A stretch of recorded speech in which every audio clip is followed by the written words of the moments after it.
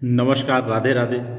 मैं सच्चिदानंद सिंह कुशवाहा आप सभी को सपरिवार चैत्र मास शुक्ल पक्ष की कामदा एकादशी की बहुत बहुत बधाई एवं हार्दिक शुभकामनाएं।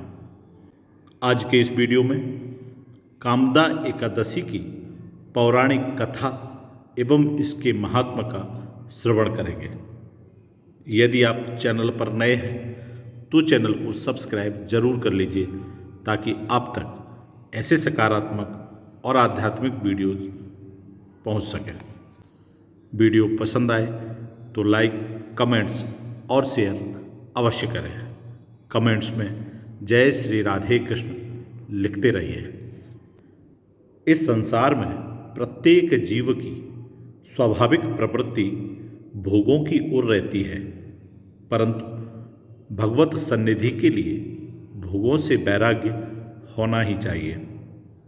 संसार के सब कार्यों को करते हुए भी कम से कम पक्ष में एक बार हम अपने संपूर्ण भोगों से विरत होकर स्व में स्थित हो सकें और उन क्षणों में हम अपनी सात्विक वृत्तियों से भगवत चिंतन में संलग्न हो जाएं।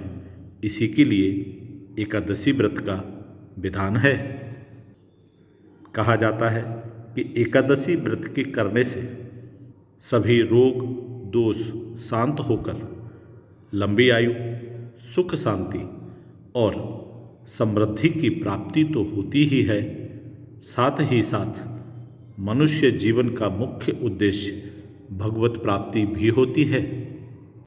आइए अब हम सब भगवान श्री हरि विष्णु के चरणों में अपना ध्यान लगाकर चैत्र मास शुक्ल पक्ष की कामदा एकादशी की पौराणिक कथा और इसके महात्म का श्रवण करते हैं। एक बार महाराज युधिष्ठिर ने भगवान श्री कृष्ण से पूछा, हे वासुदेव, आपको नमस्कार है। अब मेरे सामने यह बताइए कि चैत्र शुक्ल पक्ष में किस नाम की एकादशी होती है। भगवान श्री कृष्ण बोले, राजन, एकाग्रचित्त होकर यह पुरातन कथा सुनो, जिसे वशिष्ठ जी ने दिलीप के पूछने पर कहा था। दिलीप ने पूछा, भगवान, मैं एक बात सुनना चाहता हूँ। चैत्र मास के शुक्ल पक्ष में किस नाम की एकादशी होती है। वशिष्ठ जी बोले, राजन, चैत्र शुक्ल पक्ष में कामदा नाम की एकादशी होती है। वह परम पुण्यमयी है। पाप रूपी ईंधन के लिए तो वह दावा नल ही है।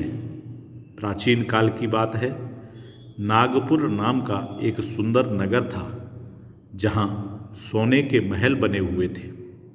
उस नगर में पुंडरीक आदि महाभयंकर नाग निवास करते थे। पुंडरीक नाम का नाग उन दिनों वहाँ राज्य करता था। गंधर्व, किन्नर और अप्सराएं भी उस नगरी का सेवन करती थी। वहाँ एक श्रेष्ठ अप्सरा थी जिसका नाम ललिता था। उसके साथ ललित नाम वाला गंधर्व भी था। वे दोनों पति पत्नी के रूप में रहते थे।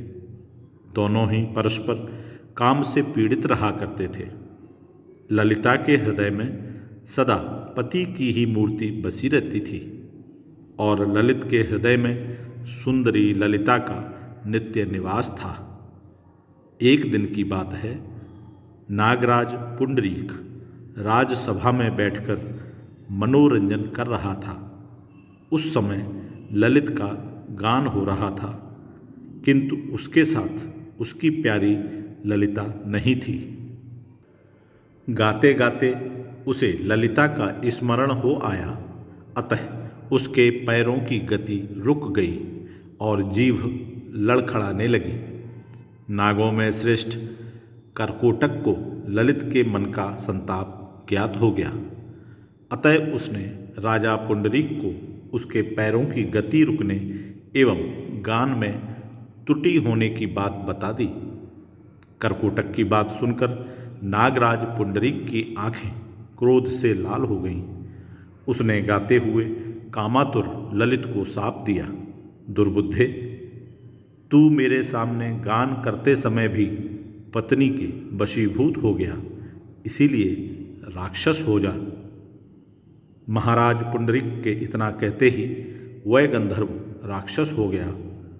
भयंकर मुख, विकराल आंखें और देखने मात्र से भय उपजाने वाला रूप, ऐसा राक्षस होकर वह कर्म का फल भोगने लगा। ललिता अपने पति की विकराल आकृति देख मन ही मन बहुत चिंतित हुई। भारी दुख से कष्ट पाने लगी। सोचने लगी, क्या करूं, कहाँ जाऊं? मेरे पति पाप से कष्ट पा रहे हैं। वह रोती हुई घने जंगलों में पति के पीछे पीछे घूमने लगी। वन में उसे एक सुंदर आश्रम दिखाई दिया, जहाँ एक शांत मुनि बैठे हुए थे। उनका किसी भी प्राणी के साथ वैर विरोध नहीं था। ललिता शीघ्रता के साथ वहाँ गई और मुनि को प्रणाम करके उनके सामने खड़ी हुई। मुनि बड़े दयालु थे। उस दुखनी को देखकर वे इस प्रकार बोले, सुभे, तुम कौन हो? कहाँ से यहाँ आई हो? मेरे सामने सच सच बताओ। ललिता ने कहा, महामुने, बीरंध्वा नाम वाले एक गंधर्व हैं। मैं उन्हीं महात्मा की पुत्री हूँ। मेरा नाम ललिता है। मेरे स्वामी अपने पाप दोष के कारण राक्षस हो गए हैं। उनकी यह अवस्था देखकर मुझे चैन नहीं है। ब्राह्मण, इस समय मेरा जो कर्तव्य हो वह बताइए। विप्रवर, शिष्य पुण्य के द्वारा मेरे पति राक्षस भाव से छुटकारा पा जाएं, उसका उपदेश कीजिए। ऋषि बोले, भद्रे, इस समय चैत्र मास के शुक्ल पक्ष की कामदा नामक एकादशी तिथि है, जो सब पापों को हरने वाली और उत्तम है। तुम उसी का विधिपूर्वक व्रत करो और इस व्रत का जो पुण्य हो उसे अपने स्वामी को दे डालो। पुण्य देने पर क्षण भर में ही उसके शाप का दोष दूर हो जाएगा। राजन, मुनि का यह वचन सुनकर ललिता को बड़ा हर्ष हुआ। उसने एकादशी को उपवास करके द्वादशी के दिन उन महर्षि के समीप ही भगवान वासुदेव के शिव विग्रह के समक्ष अपने पति के उद्धार के लिए यह वचन कहा, मैंने जो यह कामदा एकादशी का उपवास व्रत किया है, उसके पुण्य के प्रभाव से मेरे पति का राक्षस भाव दूर हो जाए। वशिष्ठ जी कहते हैं, ललिता के इतना कहते ही उसी क्षण ललित का पाप दूर हो गया। उसने दिव्य देह धारण कर लिया, राक्षस भाव चला गया और पुनः गंधर्वत्व की प्राप्ति हुई। नृपश्रेष्ठ, वे दोनों पति पत्नी कामदा के प्रभाव से पहले की अपेक्षा भी अधिक सुंदर रूप धारण करके विमान पर आरूढ़ हो अत्यंत शोभा पाने लगे। यह जानकर इस एकादशी के व्रत का यत्नपूर्वक पालन करना चाहिए। मैंने लोगों के हित के लिए तुम्हारे सामने इस व्रत का वर्णन किया है। कामदा एकादशी ब्रह्महत्या आदि पापों तथा पिशाचत्व आदि दोषों का भी नाश करने वाली है। हे राजन, इसके पढ़ने और सुनने से वाजपेय यज्ञ का फल मिलता है। इस प्रकार यह कामदा एकादशी बहुत ही महत्वपूर्ण और फलदायी है। हम सभी को प्रयत्नपूर्वक पूरी श्रद्धा और भाव के साथ कामदा एकादशी का व्रत अवश्य करना चाहिए। हम सब पर परमात्मा की कृपा हमेशा बनी रहे। हम सबके घरों में सुख, समृद्धि, सफलता, संपन्नता और प्रसन्नता का हमेशा वास रहे।